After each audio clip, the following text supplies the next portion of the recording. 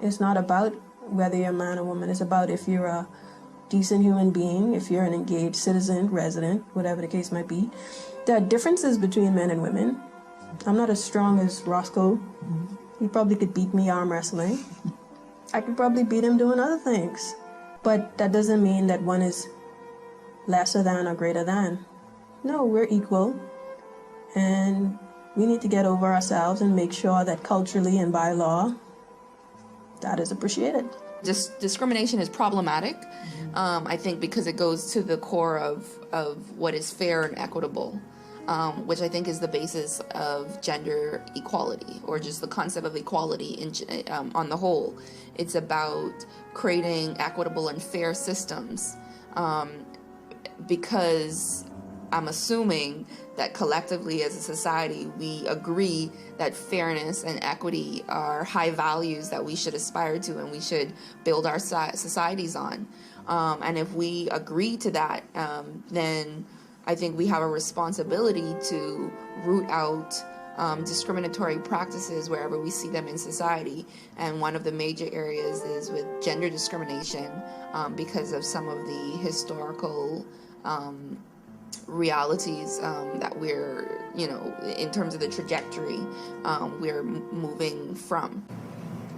I mean, I think to put it in the most simple language, we have hostility towards women. To me, it's a society that is hostile toward women. I don't think we particularly like children either, but we definitely don't like women. And that's very interesting because we're a matrifocal society at the same time.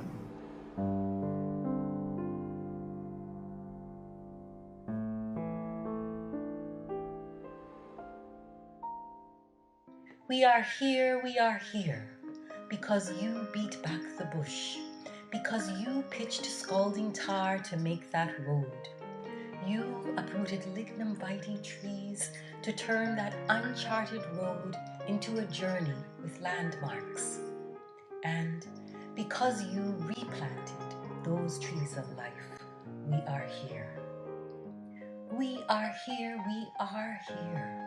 because you beat back the bush, because you pitched scalding tar to make that road. You uprooted lignum vitae trees to turn that uncharted road into a journey with landmarks. And because you replanted those trees of life, we are here.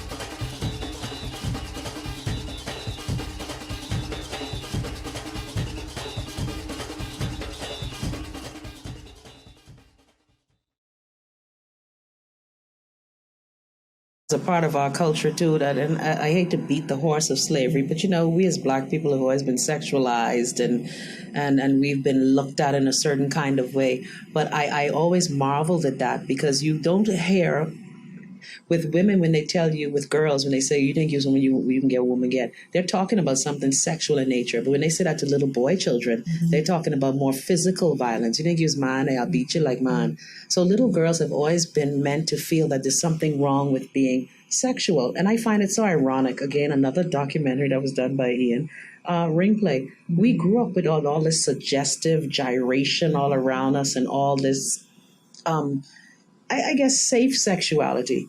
But then it's, you spend when your kid is 3 and she's shaking the brown girl in the ring, you egging her on. But as she get older and you see that she's growing into a woman, you try to peel it back and then you punish her for having those feelings that she has. So that's a cultural thing that I think not just the Bahamas, that's a Caribbean thing as well. I don't see that stopping anytime soon either, because I still hear that. You didn't kiss woman, you get woman, get. So that's just a part of us.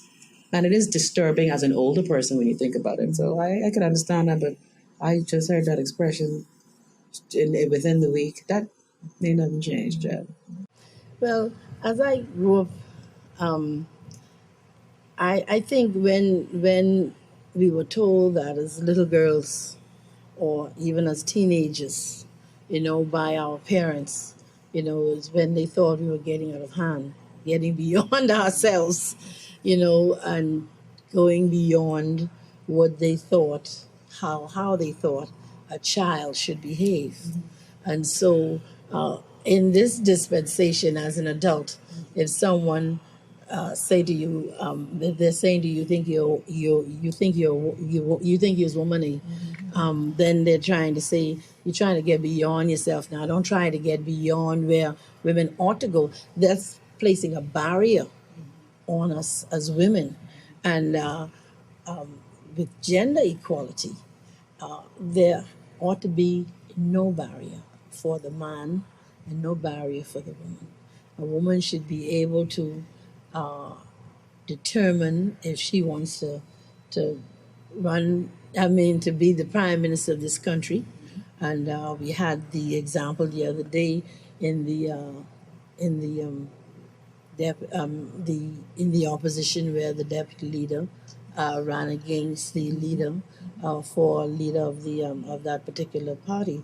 Of course, we know Mother Pratt served as deputy prime minister before, but so women ought to be able to know that the sky is the limit for them, just as the sky is the limit for men. So that, to me, that particular statement really, in the context of a woman, when we were children, our parents used it as a sort of disciplinary statement, but now, it seems to want, in the context of an adult, you're trying to place a barrier on us, and so there should be no barriers on any citizen of any country. We all have the human right to become all that we can be, and be the best that we can be in our own country and even beyond.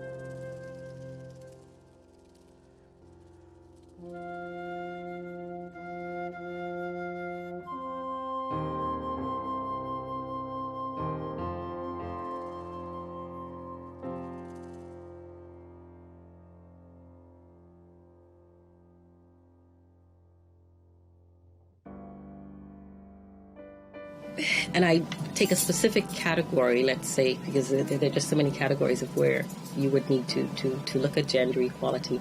But if I look at one that's very visible in terms of the work that I've done, and that is the work on the women's suffrage movement. Done other work too, but that mainly. And so it was in '62 that women got the right to vote after many, many years of struggle. Since then, '82 was the first time that a woman parliamentarian was elected. So it seems to, and even at this point in time, the quota of women in governance is abysmally low. We've got like 5 cabinet ministers out of many. I think it's like 19% or something. And representation in Parliament is very low for women. So the point I'm trying to make is that in terms of that kind of gender equality, that specific trajectory of gender equality, I think we have not moved as quickly as we ought to have, given the role that women played during the majority rule movement, given our huge contribution to all of the social movements, from the Burma Road riots through the labor movement, through Black Tuesday. We were there, and we ought to have been amply rewarded for that kind of contribution. Yet the narratives are mostly the male narratives and the male leadership and what the men did, etc. So I really had to raise the volume on the significance of women and our advancement of democracy and human rights and social justice in this country. And so on that particular item of representation in Parliament and women in public policy areas, I think we have a lot more work to do, a lot more work. And that probably requires women really being mentored, really getting the kinds of support that women need to do that kind of work. It's much easier for a man to run for Parliament and do all those things because often his partner, his wife, will be there to support him. It's much more difficult for a woman, and financing a campaign.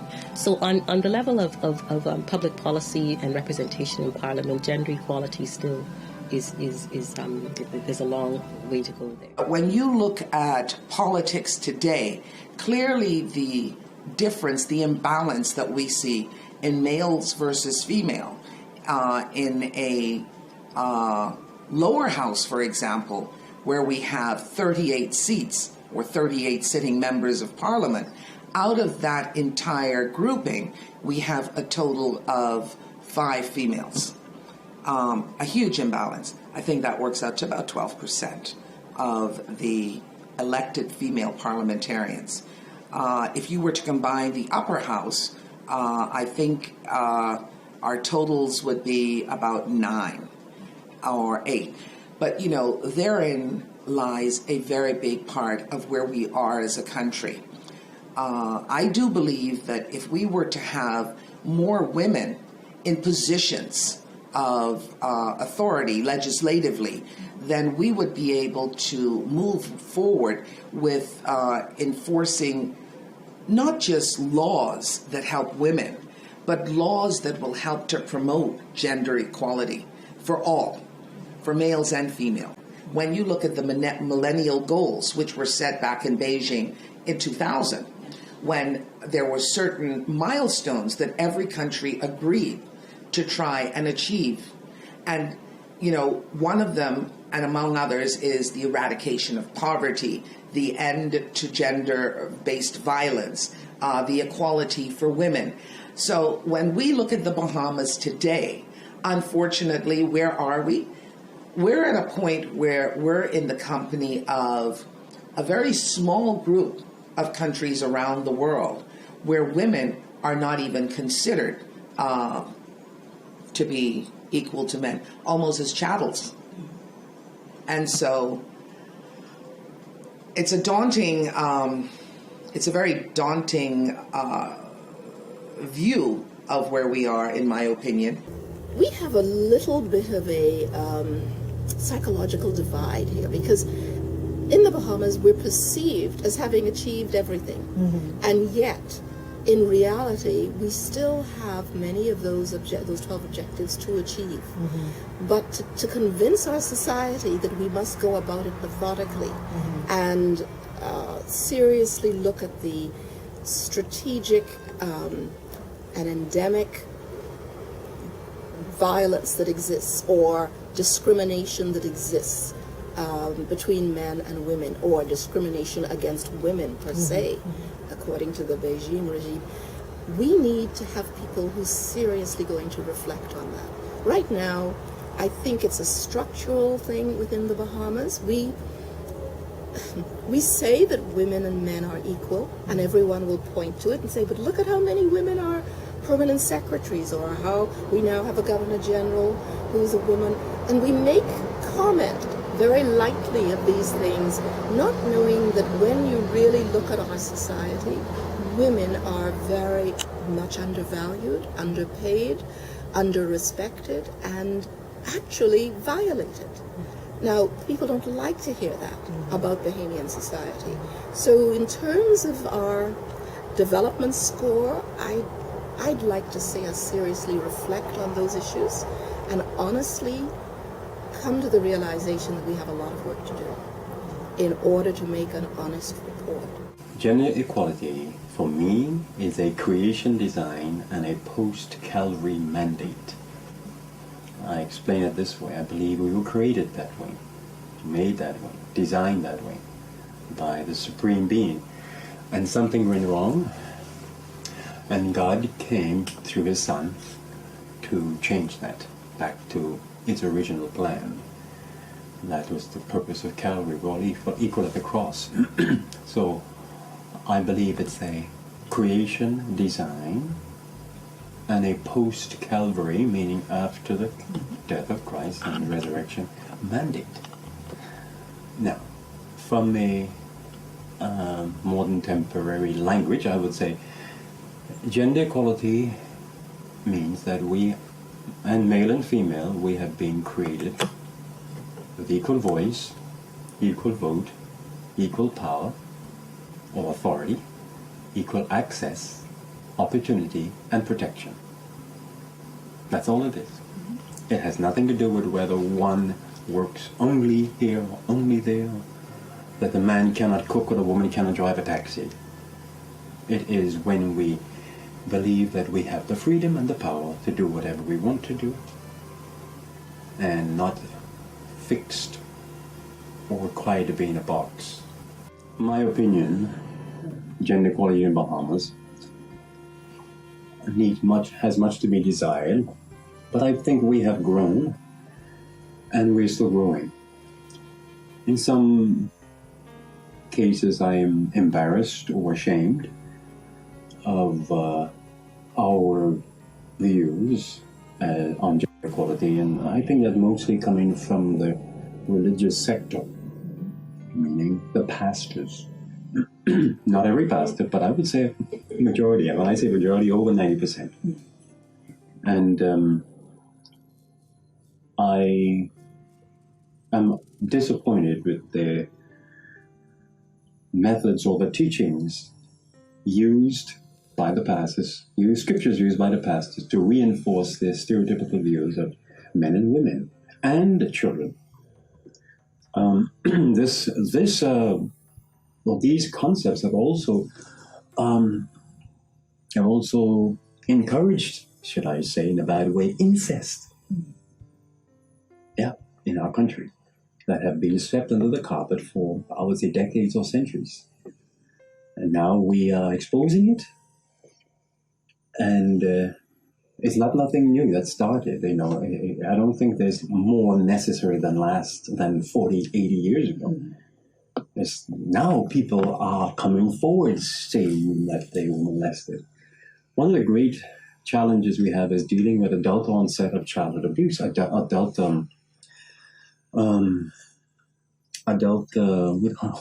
slipping me. Adult issues, adults still dealing with the issues of early childhood abuse. I mean, people in the 60s, 70s, and 80s, where their spouses are dead now, their children are all gone, and grandchildren, they're all alone, and now they're finally facing again having been molested by their father or their mother or their uncle. This is in the 1920s, 1930s, 1940s in the Bahamas.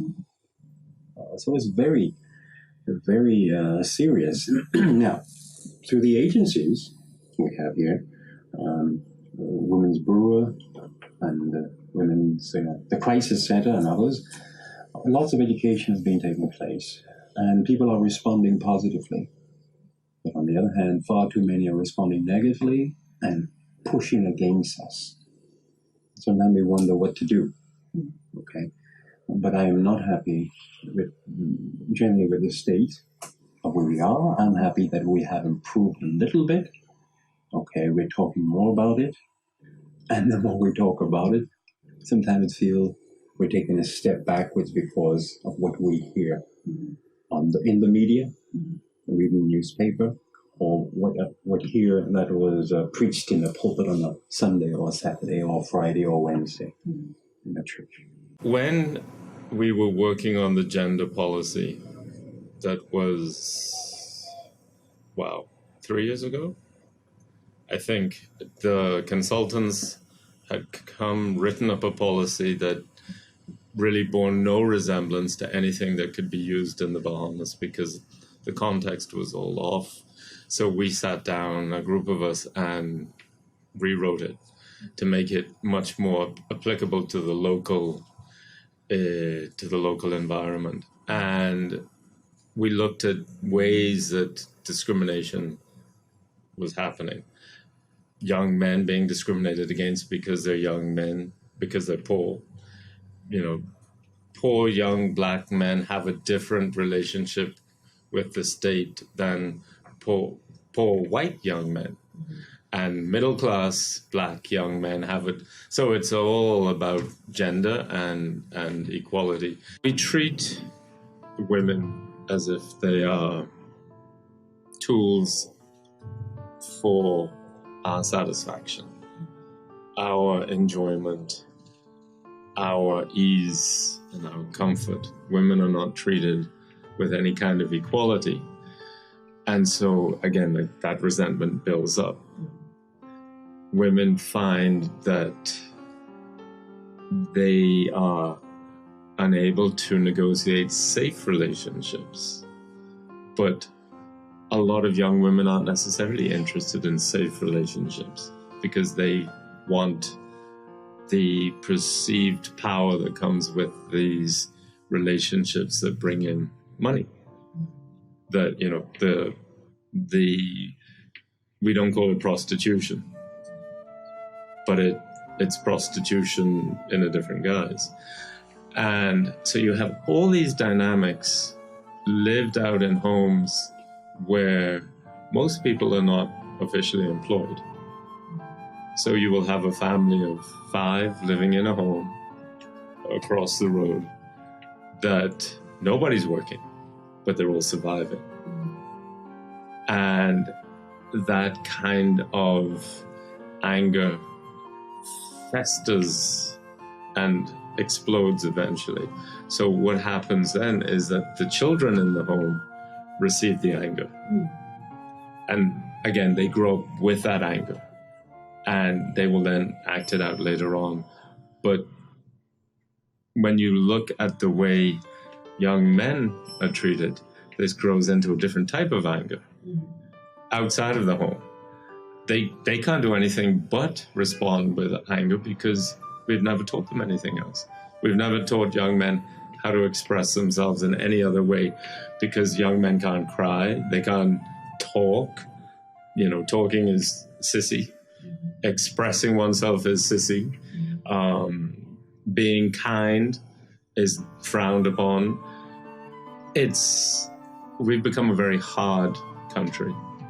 And just the way people speak to one another on the street really demonstrates that. And women and man could never be equal. Never. Women and man could never be equal. Not God's side. In any way? No. Man always will be on top. Always. Like I said, because of the Bible, it said the man is the head of the home. Now, if women make more money because of their education and you understand, but a man, I don't care how we try to change the Constitution, I don't care how we try to change it, men and women will never be equal. And even though they may change it on paper, in reality, it still remains the same. The man is the head and the man is supposed to be in control. Well, the Bahamas, I think over the years, we have come a long way. We have addressed many of the issues, even in looking at Millennium Development Goals. The Bahamas has come a long way. So when we stack up against the rest of the world, I think for a small nation, we have done well, but we still have a long way to go because there are many cultural issues, that still exist, and many social issues that still exist, and we have to break those barriers. There are many religious issues, and I think even religious leaders have come a long way, whereby, for example, they would have before time say to a woman, that's your husband. Don't care what he does to you. Even some mothers, would tell wives that, that's your husband. You can't leave him. But those barriers have begun to come down. I think not where we want them to be, but certainly have begun to come down because religious leaders played a major role in assisting us in the provisions for the Domestic Violence Protection Orders Act. They really did. They were very helpful. I was a minister at the time of the ministry with carriage of that particular project, and they helped us a lot. And so we have to be able to break down some of the religious and cultural barriers. Women themselves have to be able to not see themselves as chattels, not see themselves as dependent, but to see them, their self-esteem, many of them, their self-esteem we have to deal with their self-esteem and help them to see, that you don't have to stay in a situation where somebody is beating you, where it's not just you that's being impacted, but even your children, because children of abusive relationships, they are impacted as well. And children live what they learn, and they do what they learn. And so if they see it constantly in the home, they will most likely end up seeing it as a way of life. And so women themselves have to be able to think for both their children and for themselves, and to be able to say, this is not a situation I need to be in. So we have come very far as a country, but we still have a long way to go. It's hard on them, especially having these young ladies and dating these girls. They got to protect yourself. These young girls, if they don't protect themselves, nobody can protect you. Any sickness and this going on. So I tell my daughters, only I can talk to them, But they have a better chance than me. Because my chance was hard. My first child had to make $7 a day to buy baby clothes. Flip a dollar son. One son, $7 a day. Buy baby clothes, making rum, Nassau Royal. And no support. No support, $7 a day. Big $7. Because he didn't know how to do, he said, so I had to do for myself. All my children daddy wants to do. That's all in the same for 5. Everybody just walk away with him when he died. When he gets you, then he decided to take care of my baby. The girl who was here. All my kids, I take care of. My mother lived like 13. 13, mommy to go on baby. Just living with bachelors and places, now you're 55. From then to now, I try to take care of myself. Young boys and girls grow up in the Bahamas seriously acculturated to very distinct masculine, feminine behaviors. And it seems to me that a lot more attention needs to be paid. And that is what gender is about. It really is about looking at these kinds of issues where men... the socialization of men in our country can often lead to violence. I mean, the way men are socialized can often manifest itself in those uncreative ways. The way young women are socialized, it often manifests itself in a submission to that kind of gender-based violence. And there was a study done at the College of the Bahamas just the other day, where with Dr. Sandra Dean Patterson and several other people, where young boys and girls had very, very traditional views of what men and women should do and should not do, and the lack of autonomy for women in relationships, and the power that men can use to control women in our lives. It was astounding. And these were young children. Men are actually discouraged from talking their feelings from a young age, boys are told to man up. Boys are told if they cry, they're soft, meaning it implies that they're somehow less of a man if they cry, if they show emotions. So from a very early age, men are learning. Again, remember, gender is a social construction. Gender is learned. You're socialized into certain normative gendered beliefs and values and all of that. And so you're told to man up. What does that mean? It means don't cry, don't be soft, don't show any emotions, don't talk about your feelings. So right from the beginning, there's a tightly woven ball or urine inside of a man, where all of his feelings are repressed, all of his ideas, all of his thoughts about who he is repressed. And he never really articulates his feelings adequately, I don't think, particularly to those he's hurt by or offended by or who angers him. All right, and it often manifests itself in so many negative ways. I was recently at a symposium where Dr. David Allen was speaking, and he was saying how a lot of our young men, then they get so angry they don't even know what's angered them, and they have no positive outlet, no way of expressing it. They just know they're angry, and they act out oftentimes in malevolent ways, whether it be through violence, whether it be through words, whether it be through using a gun or a knife. But there's a disconnect between their thoughts and their actions.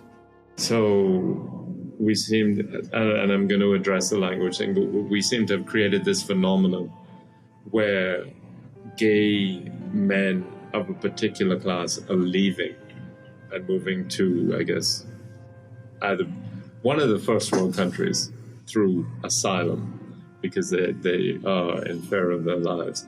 I don't think that's ever happened here before. I'm not aware of it if it has, but in the last 10 years it has really taken off.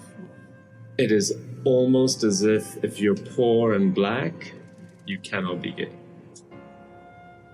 But if you're rich, you can do whatever you want to do.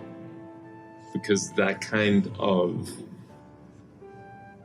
hatred of sissiness is almost visceral when it comes to the language. Everything is, you're sissy this, you're like man. And that really does create some kind of problem. Because yes, there are gay guys out there who do like men and who are saying this. So the homophobia that is being visited on the obviously gay guy by the guy who is not so gay is troubling. And I know people think that they don't want to talk about these things, but that kind of hatred causes a lot of psychological problems, and we don't do well with psychological problems in this country. That language continues into the home. It's definitely there. That creates a certain amount of demonizing of the body for young kids because they're like, there's breasts, vagina, penis, testicles are all not talked about in any kind of way. So you develop a hatred with this body of yours, but also a terrible relationship with the self. And then that violence is spoken in, and I'm going to use the motherfucker. That is a word that those are two words that we use as one all the time. And that says some serious damage, psychological, because when you look at the social conditions of a woman living in a house with her kids, they don't each have bedrooms. They tend to be all in one room.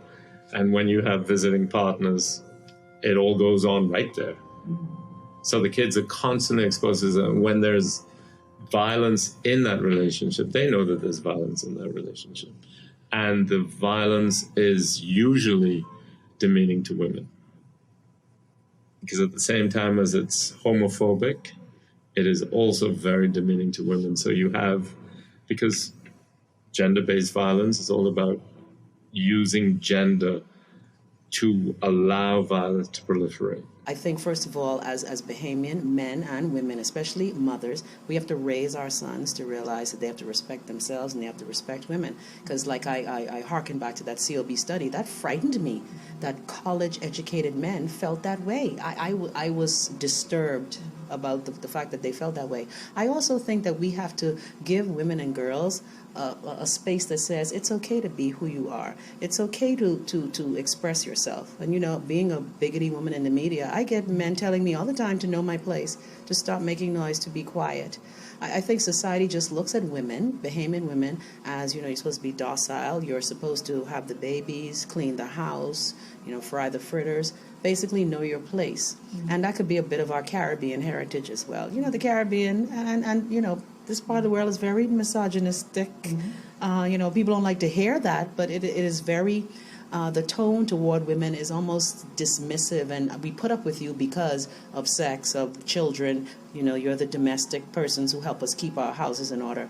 But I think as a whole, society has to have an honest conversation. I think a lot of times because of the hurt attached to the conversation, we don't want to have that conversation. Mm-hmm. And we've been talking about gender equality again since my Grammy then was marching in the road. And I don't know why we feel it's a battle of the sexes, because we all have to work together. I don't know where that started. I'm sure historically you smart folks can say where that started, but I just don't understand the battle between Bahamian males and females. I don't understand how Viagra is taken care of on insurance, but birth control isn't. I mean, I just don't understand how women, it seems that our needs are not even, you know, primary or secondary. They're more or less tertiary. I don't think our needs are met. When women want to take care of their children, getting time off from work, I just don't think that the needs of womankind are addressed across the board in our society. Because I just think we're an afterthought. That's how I've always felt as a girl, as an afterthought, where somebody told me how to react when something happens to me, how to express myself. You know, girls are taught, you know, you shouldn't be combative, you shouldn't be, if I were a man, I would be the best thing since sliced bread, because I'm a woman with an opinion and a very, I have a good sense of myself. I think people see women like that as a threat to society. You know, and even again with regard to the legislature discriminating against us women, look at how we have to look at the grounds that we have to get divorces. If we're unhappy in a situation, we have to, you know, go through all these machinations to try and get out of it. Even the church doesn't support us. You know, your husband pops you in your eye, you go to the preacher, he tells you go back home. I just don't think the needs of women are met in our society. And I'm kind of surprised in a majority black nation that has gone through the struggle that we don't realize that we're oppressing our women.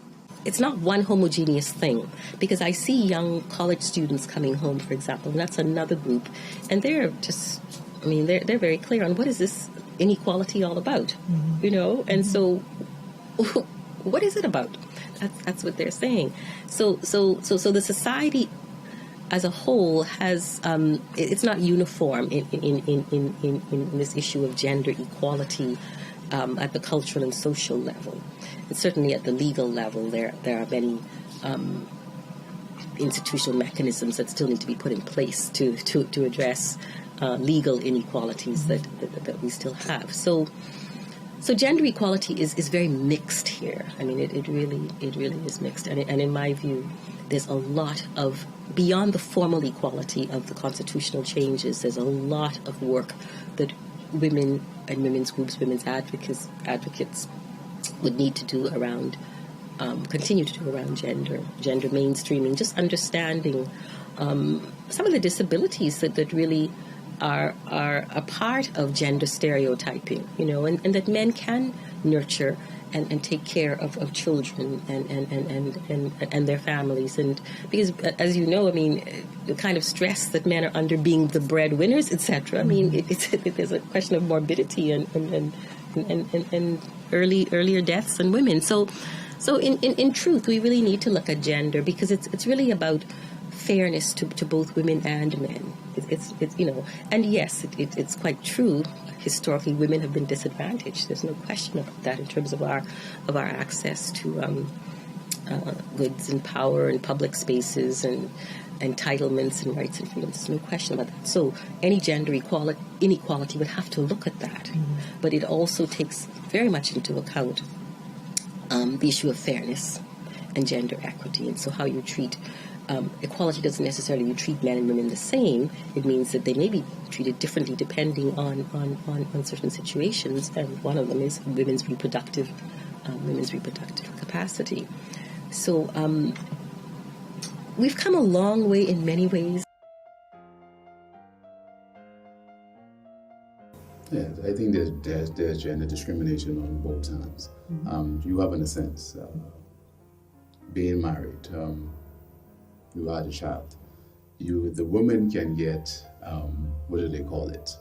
The woman is able to take time off from work, but a male is not for whatever given reason. But, everybody should be given equal opportunity at the rearing and nurturing of their child. But in a sense, males are being discriminated against and females are being discriminated against as far as females making less than males but doing the same job. So there's an imbalance on both sides.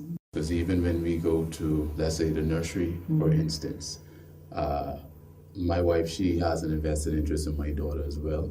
But as far as food, nourishment, different things like that, doctor's appointments, I'm more engaged on those things. I don't know, because of my medical background, but even the females, there are persons who work there, they will say, well, tell your wife to pack an extra sweater or extra hat or something. But I'm like, I'm the one who packed the bag.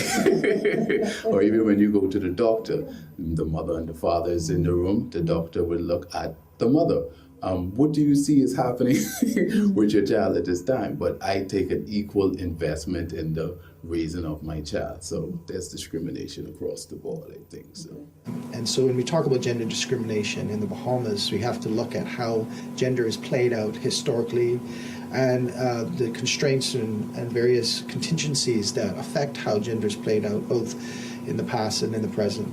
Having said all of that, then, I think gender discrimination in the Bahamas is very real. There's this argument, this myth, that when women received the right to vote in 1961 and exercised it in 1962, that somehow ended or vanquished discrimination. That is a lie. That is a fallacy.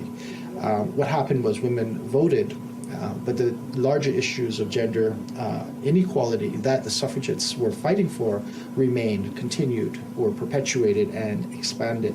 So that in 2015 we're still facing constitutional issues, impediments to gender equality, and we're still facing de facto and de jure forms of discrimination as it relates to gender in the Bahamas. The particular areas of constitutional gender discrimination are evident in the four bills that have been debated, at least in the public forum. They've yet to been tabled in the House of Assembly. But we see that Bahamian women married to foreign men can still not confer citizenship on a child born outside of the Bahamas.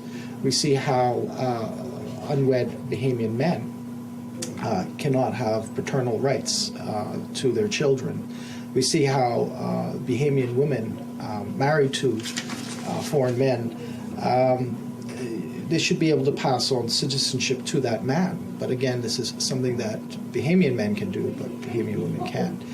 And lastly, and again, this really has been the hot topic of the four bills, the idea of adding sex to the elements of discrimination that are already in our Constitution. And one way of looking at this is to say that I think we have lost momentum with these citizenship issues as they relate to gender discrimination because of the narrow-minded two pillars of homophobia and xenophobia. And because in the public sphere we've had a lot of debates about how that idea, that term of sex, somehow implies same-sex marriages, has sort of stalled the whole discussion. And it's rather unfortunate because I think the bigger issues here are really about gender equality and also aligning our legal system with the international accords that the Bahamas already signed on to. You'll note that back in 1979, the United Nations passed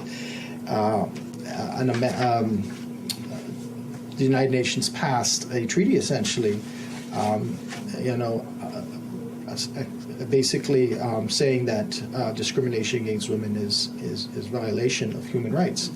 We signed on to that in 1993, I believe, and yet our legal system, our internal legal system, has not been able to align itself with what we've signed internationally. And so this is a big issue for our country. We perceive men as being the authority figures. And so it's almost like they don't see you as a woman. And so they feel as though that it's not their job or their responsibility to address you or to treat you as you are a decision maker or authority figure. And so you're dismissed in very subtle ways like that when you're dealing with male, interacting in together with, male counterparts.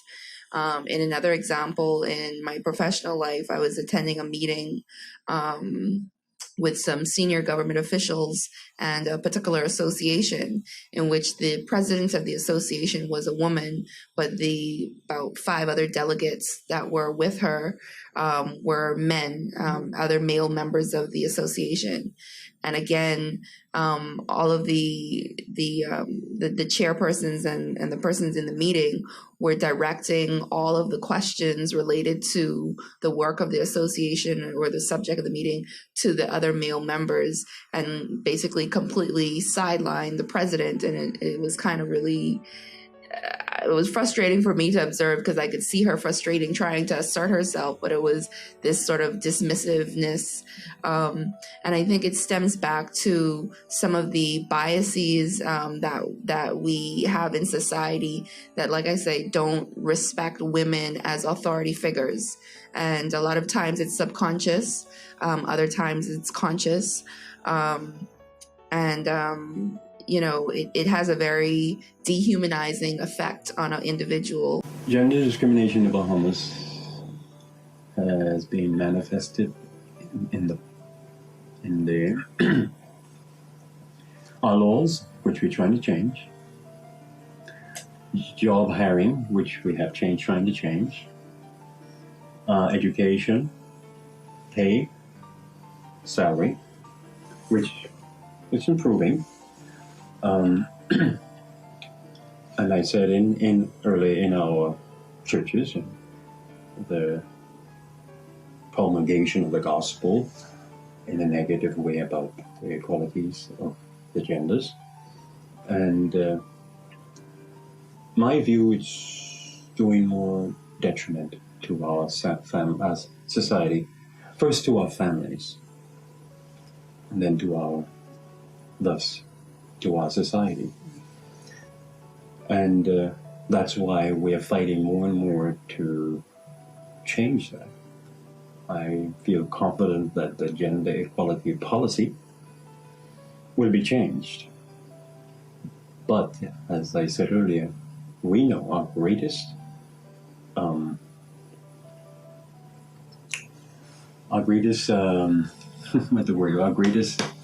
enemies or spokesman against gender equality is the church.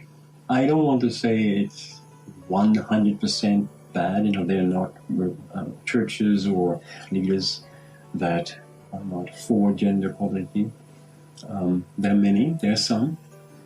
And there are some who are saying yes, but they can't go all the way. And some are saying yes, but they still have their stereotypical views of women, of children. So gender discrimination is embedded in our culture, so to speak. It's a society where most homes are headed by women. It's a society where if you go through the school system, more than likely the person standing in front of you providing you instruction is a woman. It's a society where the workplace has become majoritively women, particularly white-collar workplace. It's a society where the church is predominantly populated by women, except, of course, they don't lead these churches, and they don't lead most of the institutions in the country. So there's this disjuncture.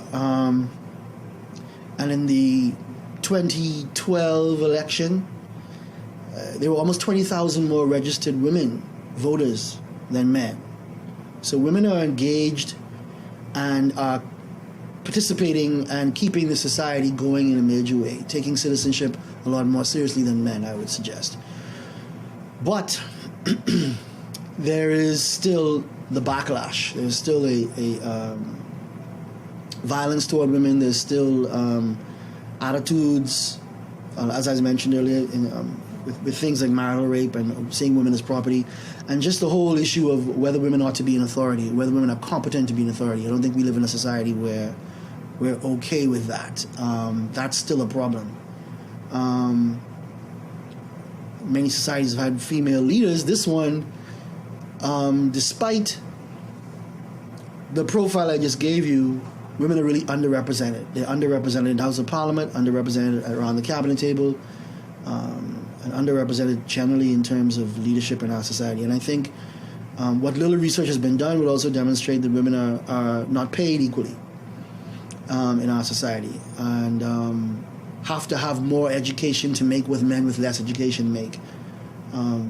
So these are kinds of indicators that suggest to me that we still have a ways to go in terms of gender equality. And why do I say we are hostile towards women? Just look at, I sometimes do surveys with students, and I invite them to describe their experience. A female student of 18, walk the street from point A to point B and tell me what your experience is like. Walk the same street from point A to point B as a male 18-year-old and tell me what your experience is like. One of those two is experiencing harassment, verbal abuse,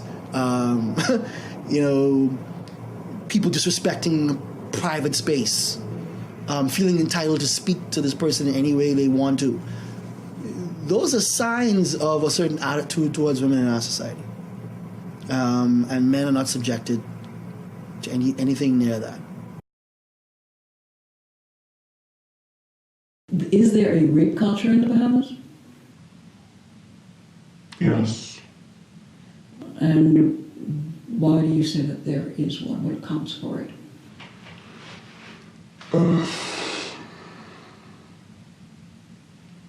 Okay, one example is I'm going to say hypothetical situation, but it happens frequently, but hypothetical situation, a young Bahamian woman is going to high school. She leaves in the morning and does not come back home. And, they put out the reports. Maybe they put out the reports. Sometimes they don't. And you hear about it word of mouth, but the Bahamian public is notified, hey, we're missing a 17-year-old. Yeah, let's say 17 because, she's not an adult yet, but she's in high school. It doesn't really matter what grades she's making. She could be making all A's, she could be making F's and D's, but she's missing, and the first thing, it is so aggravating and frustrating. The first thing that both, you hear like this general statement from men and women, especially on social media, they'll just write it, and they'll write it in the most vulgar and crass ways, is, oh, she's gone with a man. She is in the home of, one could assume a Bahamian man who is probably older than 30, and she's enjoying it, her experience, and no one really cares to lift a finger to find her or anything. And if it turns out that she was kidnapped or anything like that, the response is then, they turn to God and they turn and say, oh, let's pray, and they're so sad and stuff. But the original, like that first response is not, oh no, we need to help, we have to find her. It is, she is responsible. She found a man. She tracked him down, probably, and forced him to take her away from the environment she should have been in. And she's essentially this, she becomes this, the one culpable. You know, the Bahamian male is stripped of all responsibility. He had no part in the seduction or anything. And no one bothers to think, why would she run away? If she did run away, why would she run away anyway? No one bothers to think, is something going on in the home? No one, or I shouldn't say no one, but very few people respond with, we really need to find her because she probably needs help. There's no sympathy, there's nothing. It's just the Bahamian woman is only looking for sex, or only wants sex, or only, you know, is only good for that, and only knows how to use that, no matter what age she is. And I said 17, but she could have been 12. She could have been 8. And the response would be the same, just like no sympathy whatsoever. And that's the culture. And then when it comes to, you know, a case of rape, usually the first statement is, and I've seen this outside of the Bahamas too anyway, but in the Bahamas, the first thing that's usually said is, oh, he wouldn't do that. Because somebody's going to vouch for him. Someone's going to step up and say, oh, but I went to school with him. He wouldn't do that. And she must have been mad because he wouldn't pay her light bill, or, you know, just these negative statements. There's no support. There's no first response of, is she getting help? Is she okay? There's just none of that from Bahamian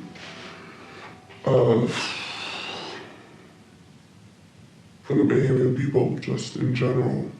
You might be lucky and have a supportive family, or have a supportive community, you know, small community of friends.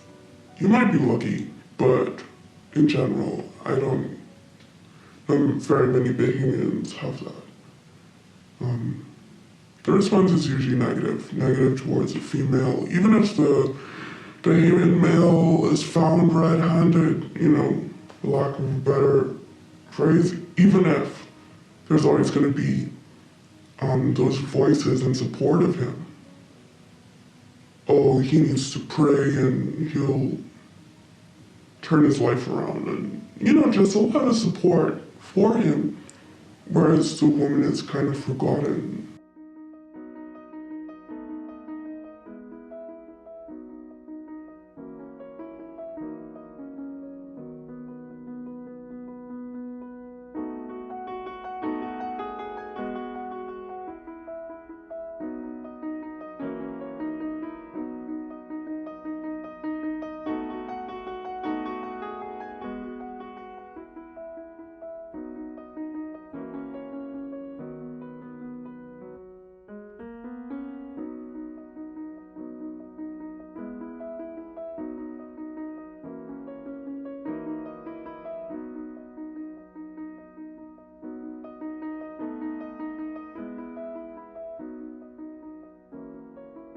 Bahamians like to say, well, you know, we're the number one per capita, this and that, but we don't want to say we're the number one in rape, in AIDS, I think we're number 4 in violence against women. Even our sentencing in this country, when women are abused and raped, and I'm not saying men aren't abused, so I don't want people to, this is not an either or kind of thing, but even our legislature, when it comes to sentencing for women who are experiencing violence in the home, and a lot of this violence in our country is endemic and systemic, because if I saw my mama getting beat, if I saw my Grammy getting beat, if I saw my, a lot of times people think it's normal, it's normal, and so I believe that's why we're so desensitized to it. And the gender-based violence that happens in this country, again, I'm just stunned at these numbers.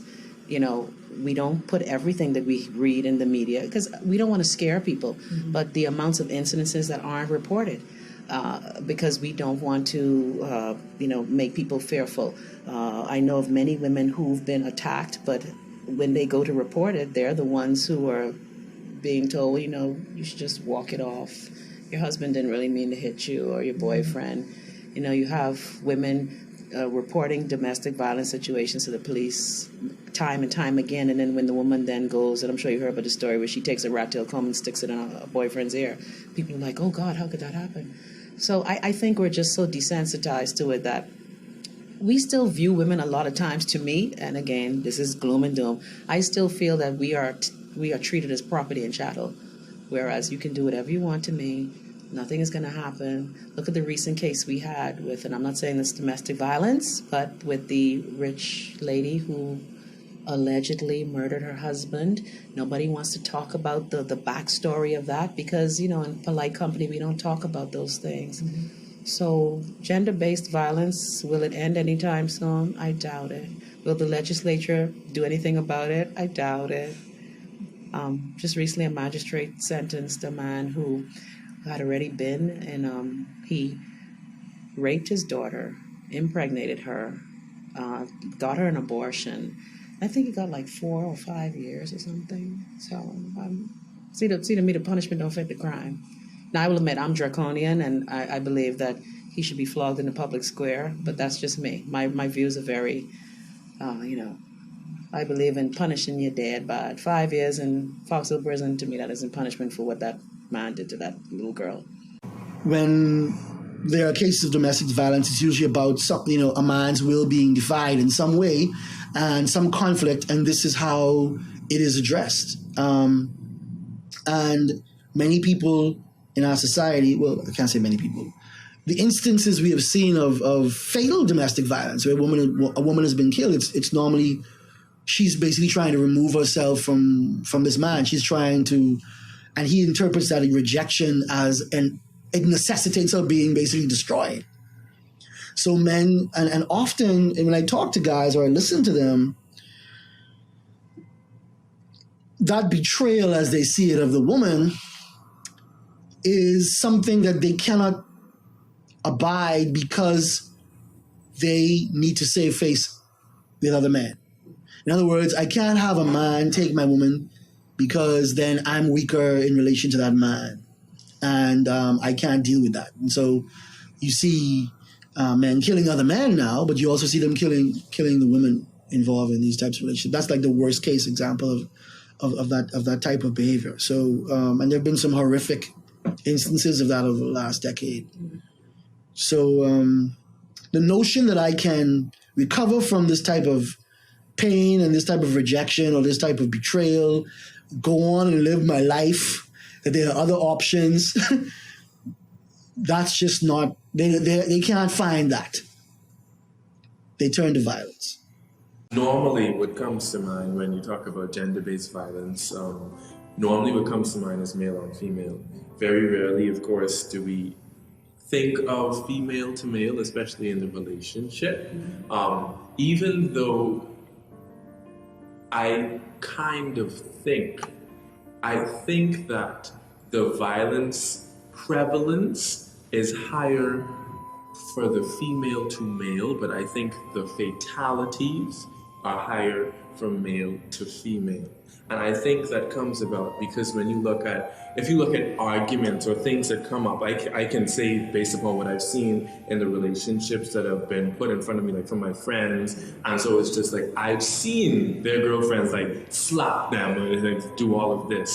But when you look at the actual fatalities, I think it's definitely going to be, it's more scientifically going to be more higher on fatalities of women because men are naturally stronger than women. So their attack, their hit is going to be harder, or what they're going to do is going to be more impactful, or it's going to impact more. And so I think that's how it goes here.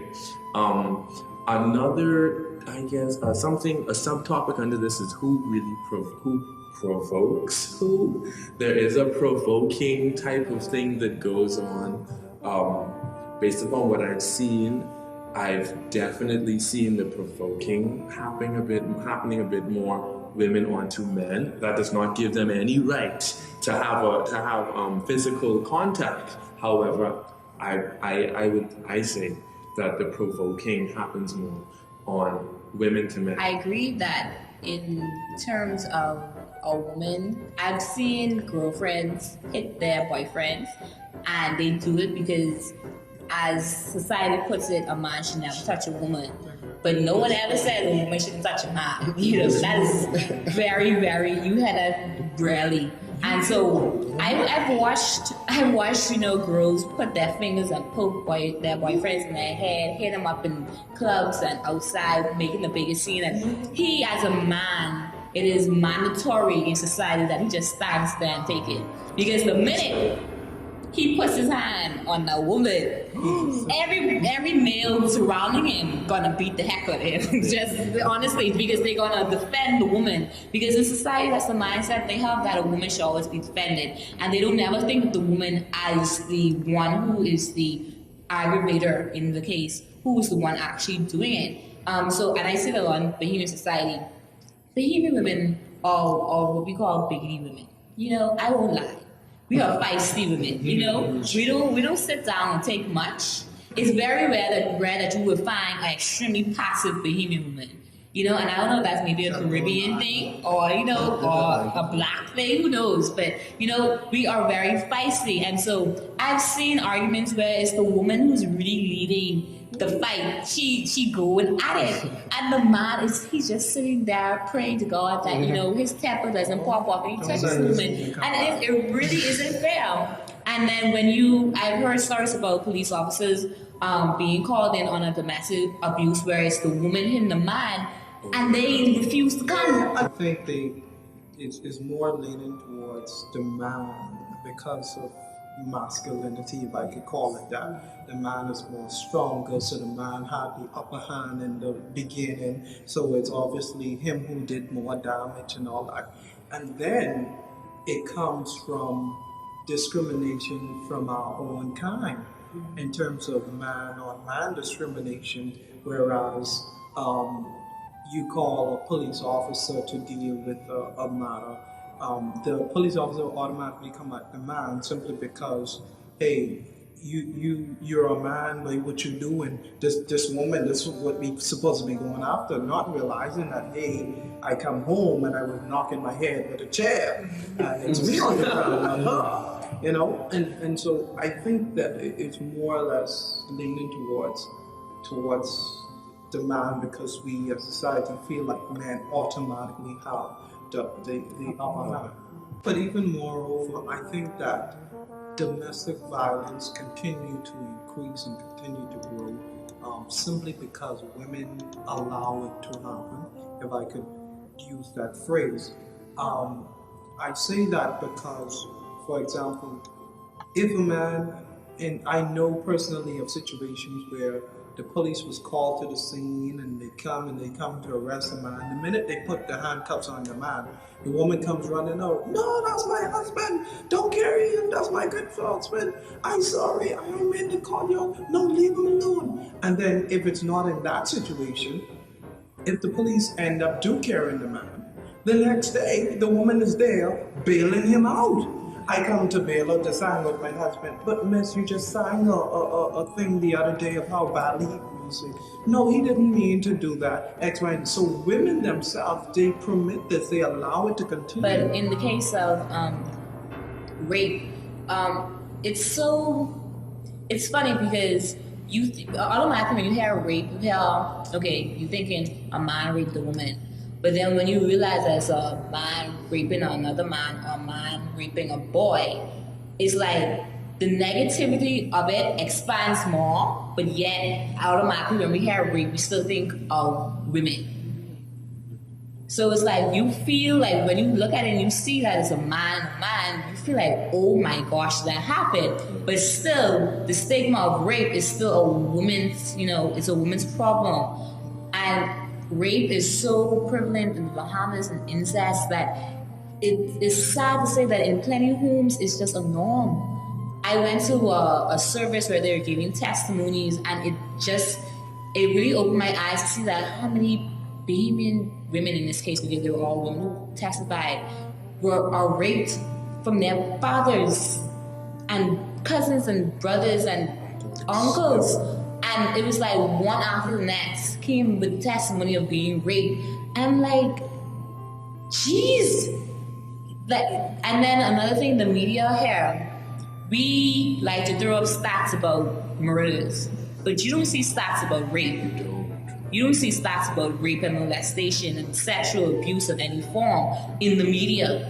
Why is it that we can have a year in review and we're talking about how much murders took place, but there's no year in review and a section talking about how many rapes has taken place in the Bahamas? And I think a lot of it is because Bahamians don't really want to focus on that out of fear, out of realizing how near and dear it is to them, how close it is to their home.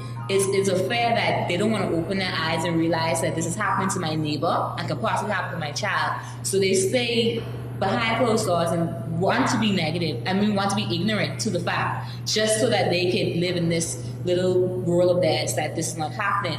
But it happens like every day. Someone is raped in this country, and it's crazy.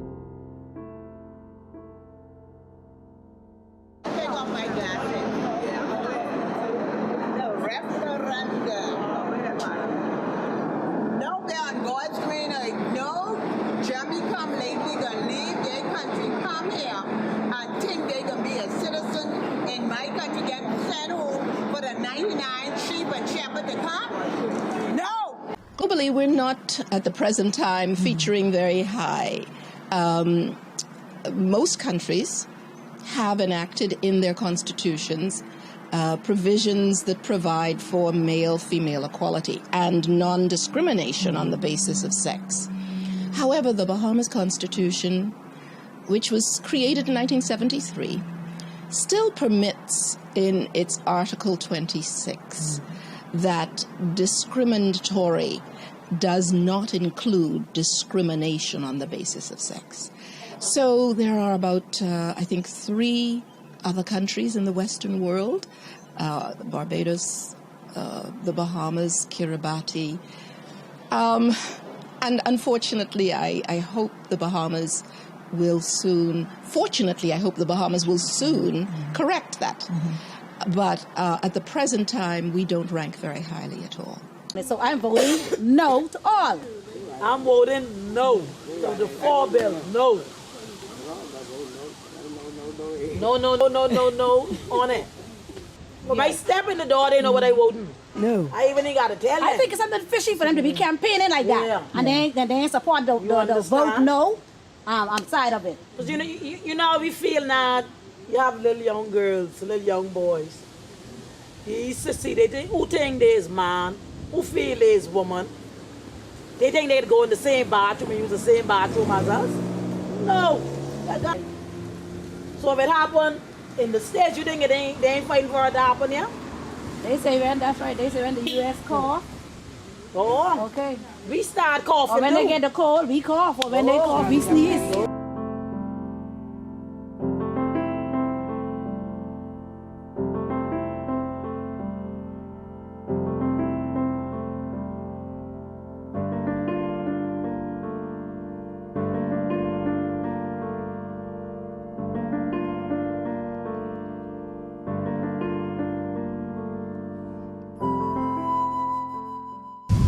In terms of looking at the home and the way that we train and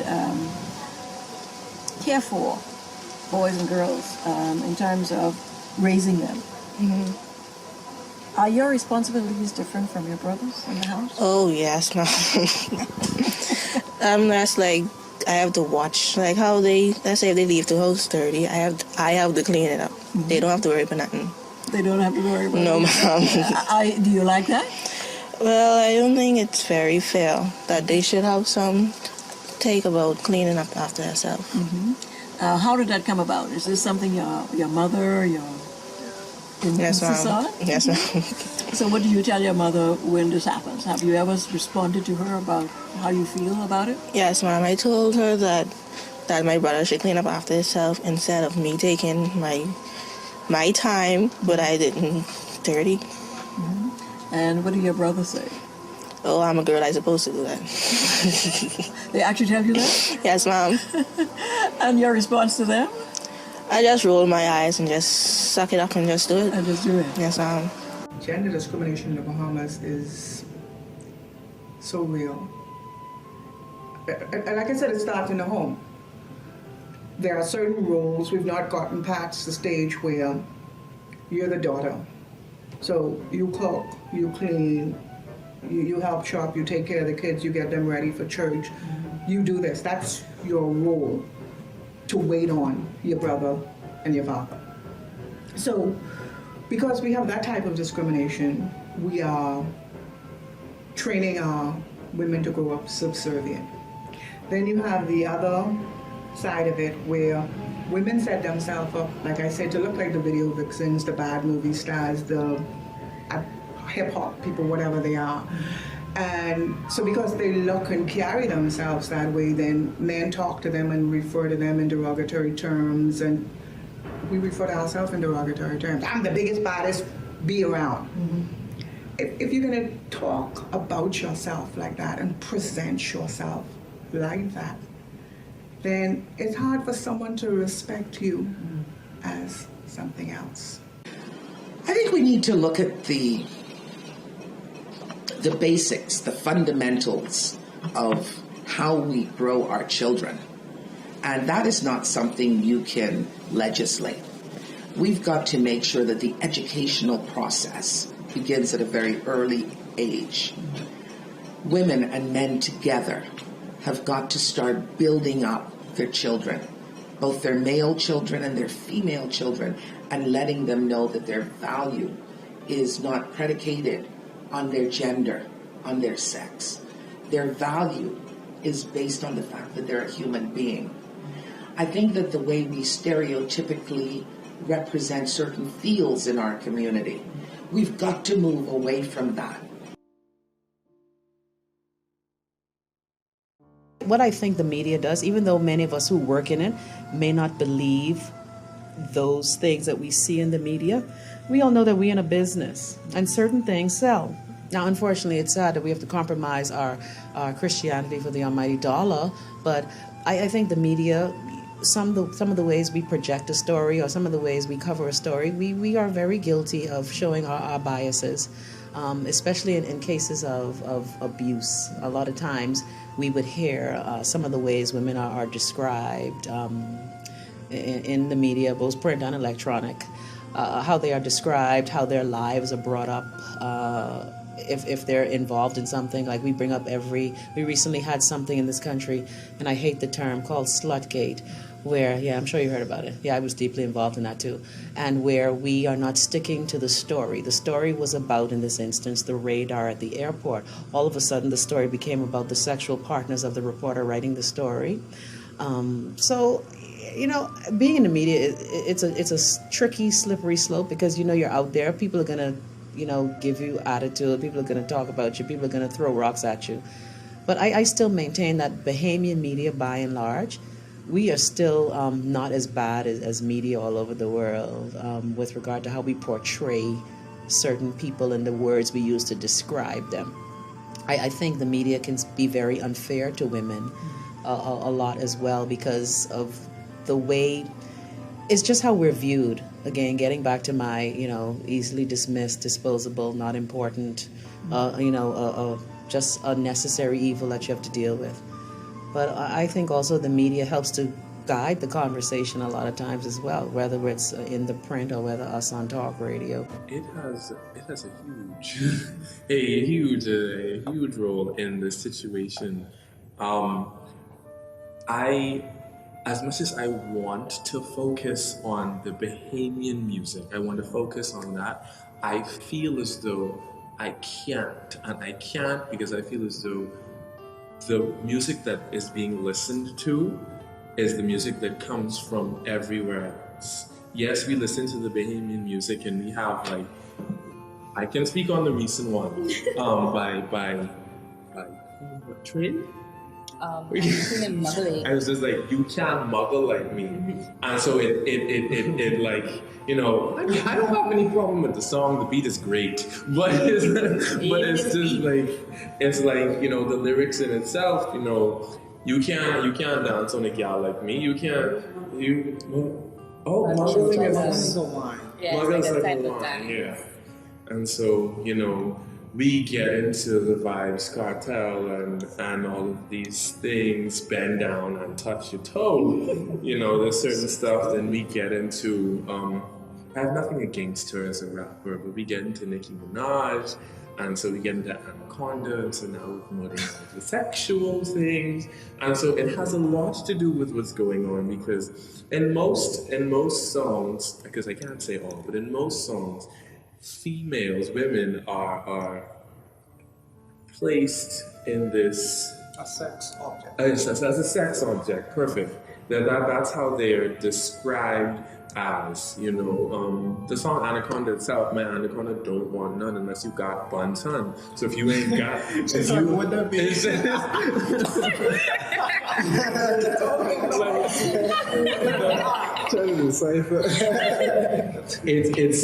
promoting the idea that a man is only going to get that she wants to know what that means.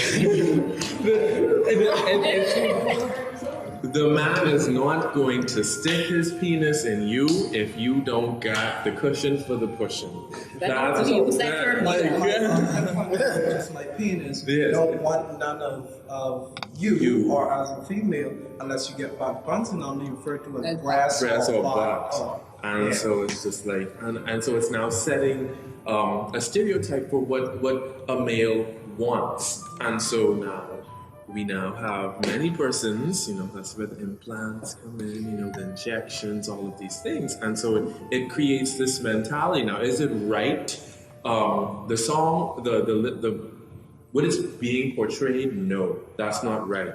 But I also think that it also comes back to getting it correct, even in the home. If we get it correct in the home, that this is not what you're supposed to be doing. You know, yes, just because someone tells you they want something doesn't mean you have to assimilate. You don't have to take that on. You know, like that type of thing needs to come about as well. So, media is huge.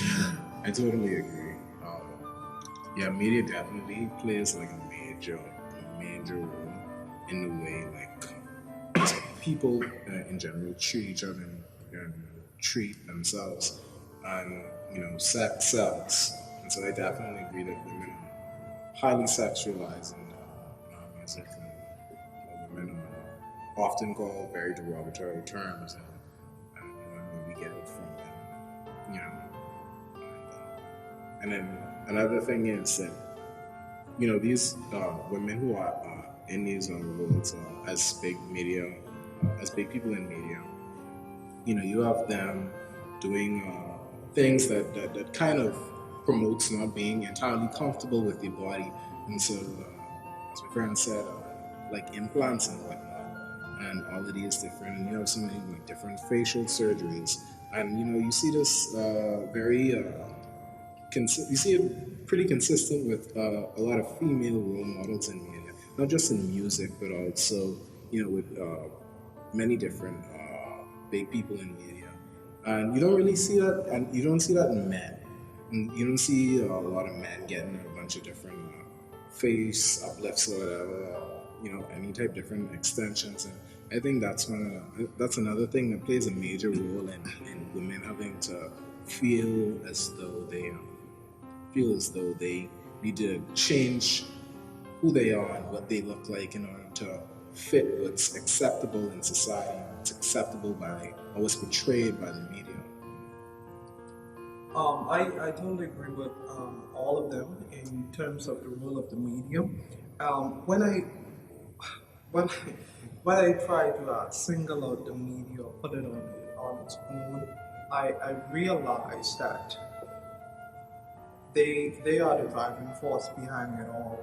Because if we eliminate if we eliminate the media, we'll eliminate a lot of the concerns and problems that we have in society. Simply because the media, in most instances, dictate to us what we should do, what we should wear, how we should talk, how we should look, and that's evident inside the lyrics of numerous songs.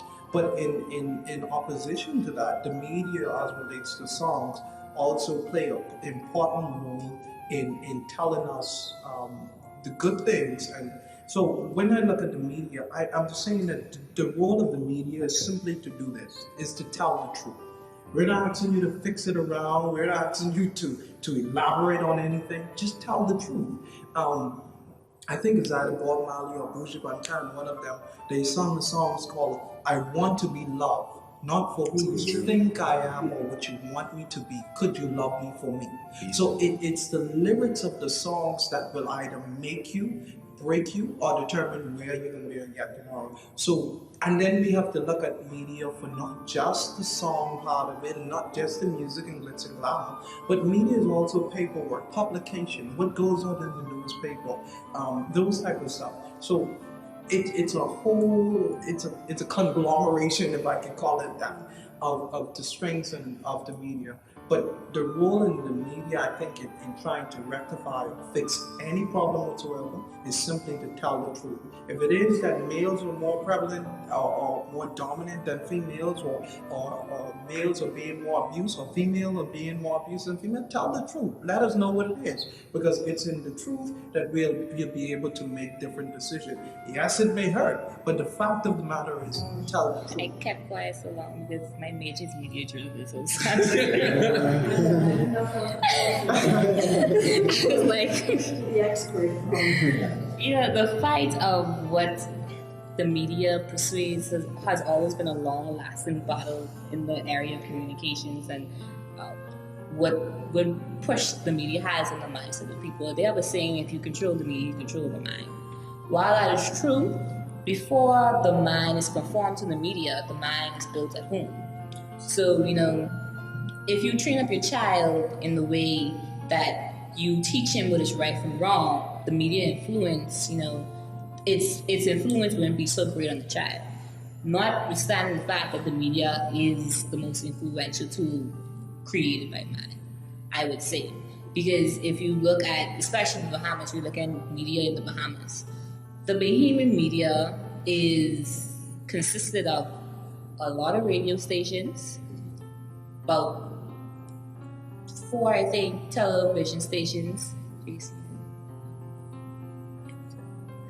Okay, I'll say about 4 television stations.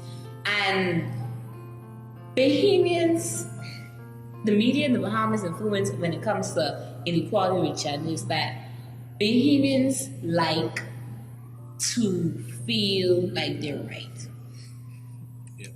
Thus the punch came about. They like to feel like, they're right. They don't like to hear anything that goes against what they believe to be true. So if, like Travis says, I was brought up that hitting my wife, seeing my mother hit, that hitting my wife is to be my truth. When I hear something on the radio saying that, hitting your wife is wrong, I can listen, but will I change if that's already embedded in me? So Bahamians, they like to hear their truth. So if a man came on the radio talking about how he's hit his wife and he's giving his justifications, the person who hits his wife, they're going to agree with him. They're going to say, okay, yeah, that's me too.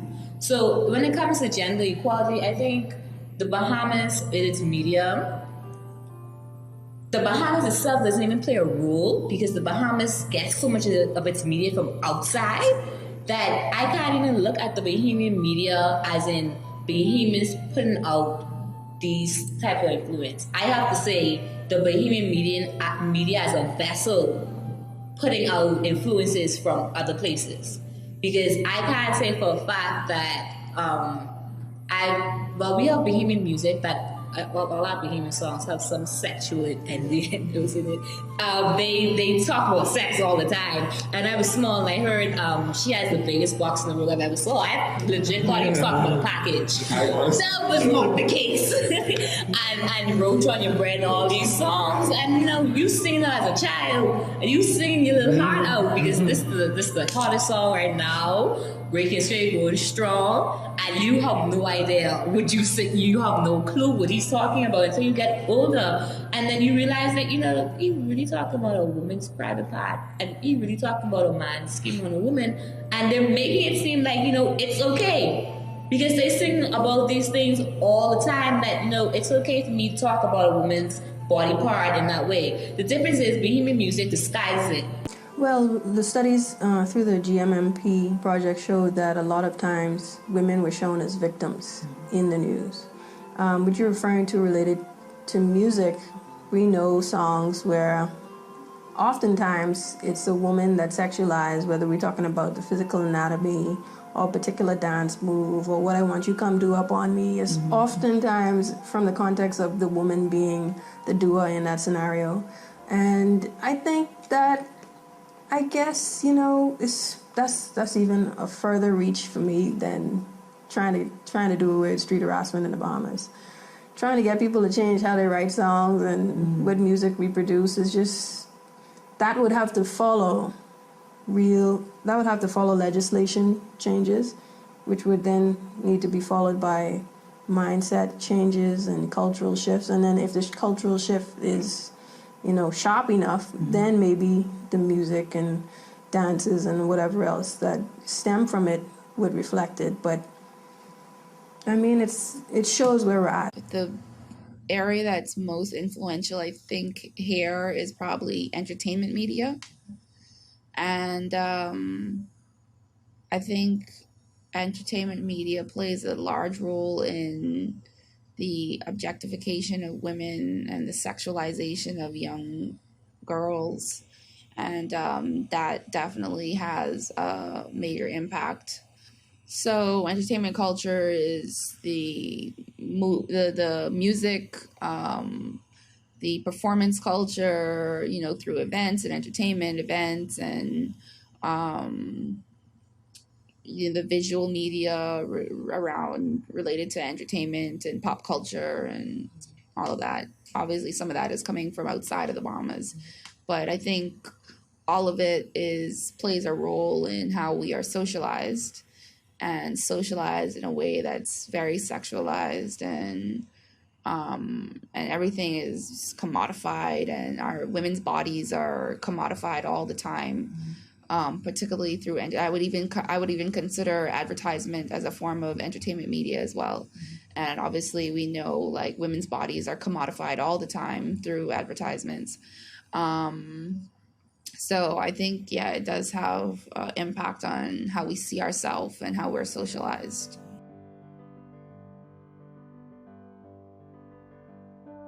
Culturally, we do have a lot of different expressions or practices that kind of, I think, are really about women staying in their lane, and conforming to a box. And so I think those are the kind of things, again, when we talk about looking at where do we see the gender biases, that we need to be more deliberate or conscious about, because again, culture is one of those things where you are you adopt certain cultural practices just because it's a part of your socialization. But I think we all need to be thinking human beings and a part of the growth of our cultures, which means that we need to think about things, not just adopt them willy-nilly. And so if there are cultural practices that we think we need to look at, then we should do that. In the same way I gave the example of this belief that women can't work together, that I had to really look at consciously and say, no, I reject that, and then affirm a different belief. I think culturally we have to look at some of those sayings or some of those practices that maybe are not serving us, and then work to transform those and bring about a transformation. I grew up in a time when my mom said to me, the only thing that you have, that you're always going to have, that no one can take away from you, is your intelligence. So work harder, strive harder, do better. Not to be someone's employees, but to be in charge, to forge your own way, to form your own company, to do what it is you want to do. That was our mentality in the 70s and the 80s. And then somewhere in the 80s we got lost and it became quick money. I need quick money. I need to be this, I need to have this. I want to have things. And because we want to have things, we have young mothers saying to their daughters, you got to get what you could get. You go in with him, when you have a baby, let him give you something. I had somebody said that every woman is born with a 6-figure bank account. It's up to you to earn it. And I said, you know something, explain that to me, because I'm not quite understanding. I like the concept. I like the concept because it means that I can be a Bill Gates, I can be a Warren Buffett. That's the way I'm taking it. But the average female, specifically Bahamian female, is taking it to mean that I could earn this money even if it's on my back. You know, that what I have is worth money, rather than what I have is worth money. And I'm not talking about face or color or looks. I'm talking about what's in here, that gray matter. And because women have been willing to settle, even though we talk about equality and we talk about burning our bras and, you know, anything a man can do, I can do, or anything a man can do, I can do better. But do we really believe that? And because we don't, we settle. And until we stop settling, then we're never going to really be truly equal. And I'm surprised to know, I know a lot of people that I consider to be more qualified than I am, with doctorates and stuff, and they think, if I don't have a man, I'm nothing. And so they'll take any dog or street boy or anybody that comes and says, hey, gorgeous, how you doing? And they take care of them. And when they're taking care of them, they somehow develop this mental attitude that this is my duty. And it's not. One of the things I've learned in all my years in human resources is that the Bahamian female psyche is extremely weak and subservient. And we don't know how to celebrate other women's successes. So we tear them down. It's always who does she think she is? Or we automatically assume, child, you know, she must sleep with the boss to get there. We can never celebrate our sisters' intellects, success. We tear them down. And until we start building each other up, we're not gonna change. You know, I always used to think for a very long time that we had a pretty equal country, that things were pretty equal. And I think that's because, I think that was because I grew up in a house with a mother who was very independent. And so she kind of forced that on a spouse that, you know, things be 50-50. But if you step outside the house, and I go back into the time and the era of my grandmother, where a woman's place is still the kitchen, you know? Little things like, this used to get me really angry, like people in that age bracket believing that they have to cook for their husband, they must clean for their husband, they must take up his food, and they must put it on the table, because this is mandatory for a woman to be considered a good wife. This is mandatory for my husband to believe that I am a good woman, that I must do these things, but your husband's hand isn't broken. His foot ain't broken. Ain't nothing broke on him. Now, you could cook the food. I don't have a problem with you cooking the food, but why can't he take up his food himself sometime? Why can't he take up your food? Why you gotta cook? You know? It's little things that we don't really realize, because I guess you can call it cultural or you can call it learned. But little things like that really makes you think that, you know, you're putting your husband on this pedestal, that you are his servant, that you are here to serve him. And I don't ever believe that was the way that God intended relationships and gender to be when he created Adam and Eve. I believe that when he took the rib out of Adam, it was made that you be on my side and that you be equal, neither you in front nor behind. So those little things in the Bahamian culture, that ticks me off for some reason. I don't know, I just like it. I don't have a problem with a wife taking up her husband's food sometimes, but when you make that that's a must and a mandatory thing in your marriage, These women, you make it a muscle man that the man gotta go and pay all the bills, right? So you want me to take up my food and things, but you take up some of your money on your top. I disagree with that too, because I know plenty homes where the woman is actually the breadwinner and she still comes home and treat her husband the same way. So in cases like that, that's not even the case. And if you and your husband and your wife have an understanding that I am the breadwinner and that you are the whom, do whatever you ever call it, because I didn't pay attention to that.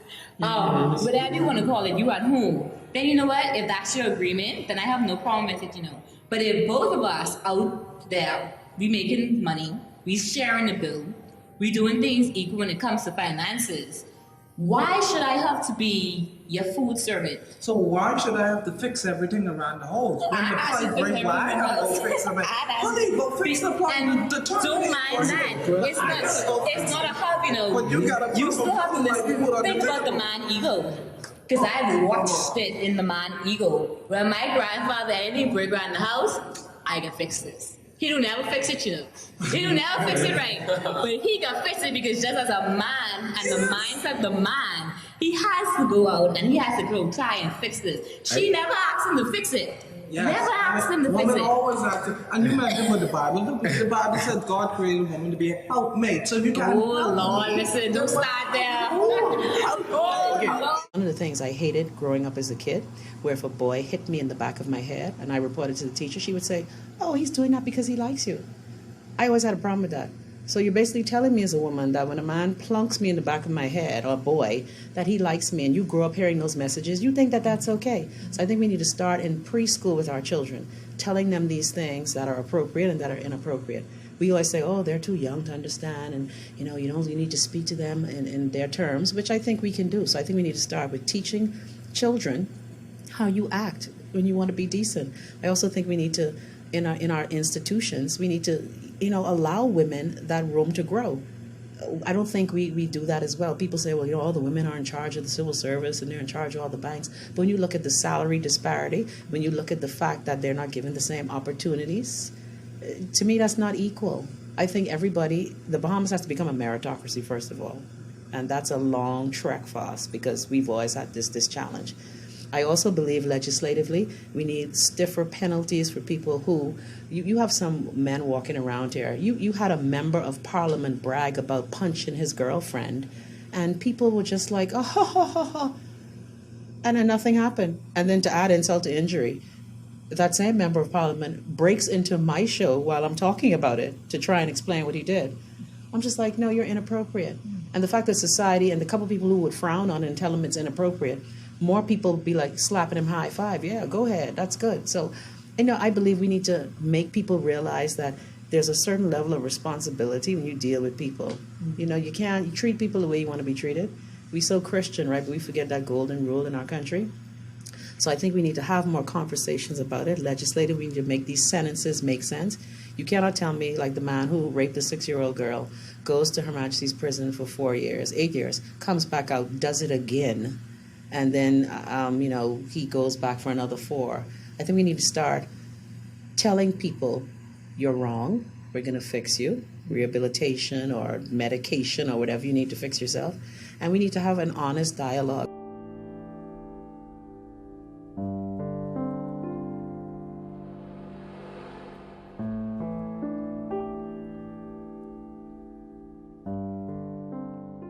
We have to look at the issues that impact women.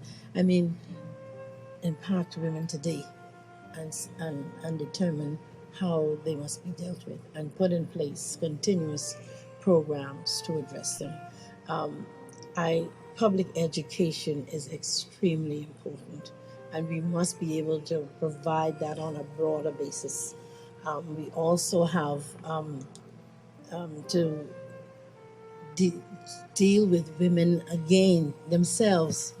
Too many women become involved in what I call toxic relationships that are not good for them. And then, of course, on the other end of the spectrum, men have their concerns as well with how they are treated by some women. So we have to be able to project the equal respect of the sexes, for what each brings to the table and how we ought to develop our families, develop our relationship for the benefit of building productive citizens for our country.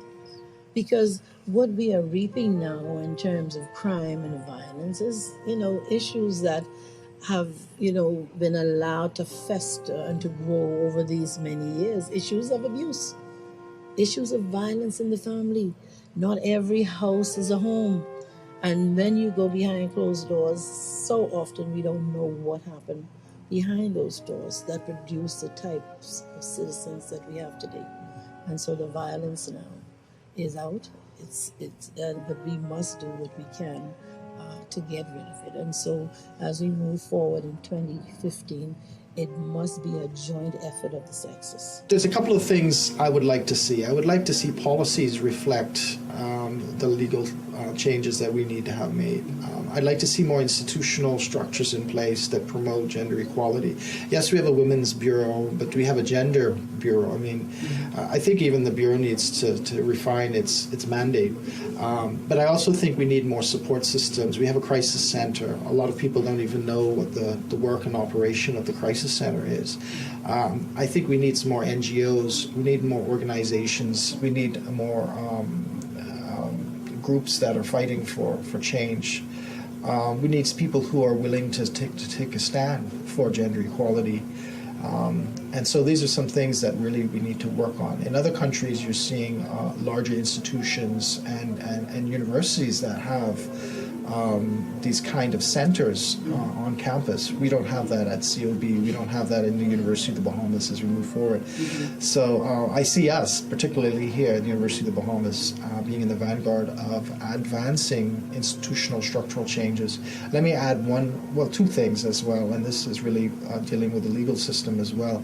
I would like to see a law passed dealing with spousal rape, because again, we see part of the gender violence that occurs in the Bahamas is oftentimes between husband and wife, between partners, and there's no legal recourse really at this stage for women who are victims of violence by their husband. The second area is I think we need affirmative action, and I say this particularly in the political realm. And so I'm a firm believer that we need policies that address this, and we need affirmative action to ensure that there is at least an equal playing field for women. I personally believe this referendum is significant, because if we don't get this right, I don't really have any confidence or hope that we will be invested in getting anything right. And so I believe that the change will happen much slower and in smaller pockets. So if we get it right, I have a little more hope that maybe there will be a little more institutional support behind the efforts to create the transformation. So again, I can be more hopeful about what is possible within the next generations. I can tell you that my hope for the next generations is that I hope that our children would be grown up in a way where they see each other as equals. Equals in terms of their access to all of the rights that are a part of our human rights, equal in value. I would love to see more people reject this notion that God created a hierarchy of value between men and women. Like, a lot of children still believe that there is a God-given or a God-ordained hierarchy in which there can't be equality because God made it so that we're not equal. I really would like to see that belief purged out of our society, because I think that when children view themselves as less than equal in value, it impacts them psychologically in a way that limits their possibilities. And I'm all about possibility and freedom of self-determination. So whatever you want to be and how you want to create the world in your life, I think that it should be possible for you in your mind's eye. So I would like to see all of the gender biases that create limiting beliefs about self to be eradicated so that our children can have a better chance of being their best selves. I think that the fundamental problem of a cultural hostility towards femininity suggests to me a matching unhealthy concept of masculinity. The notion, and I think that's where the work needs to begin. The notion that we ought not to be sensitive, vulnerable, nurturing, merciful, kind, thoughtful, that you don't want these behaviors in men. To me, that's catastrophic for a society. And it has far-reaching consequences. When you tell and you convince boys that not doing well in school makes you a better male, and reading and writing and listening to the teacher, obeying, and that makes you female, soft, feminine, a sissy, a punk, then you face serious consequences. So I think we need to focus on men and on men producing balanced men, persons, people who understand that you can't be fully human unless you are in touch with your feminine side, as we put it. And I think out of that should grow, I hope, a certain empathy. There's a lot of hope. There's a group called Shift the Culture. They're a group of young, creative millennials. I see a lot of gender equality in their interaction, and groups like, the journalists, students from College of the Bahamas. There are a lot of little pockets and groups that make me feel hopeful that they get it, and that if they have some sort of catalyst now from our generation to be able to really catapult themselves into greatness in the future, that it's going to happen, and gender equality is going to be a big part of that. Joyful, joyful Lord, we adore thee. God of glory, Lord of light. Hearts unfold like flowers before thee, opening to the sun above. Ever singing, march we onward, victors in the midst of strife. Joyful music leads us onward in the triumph song.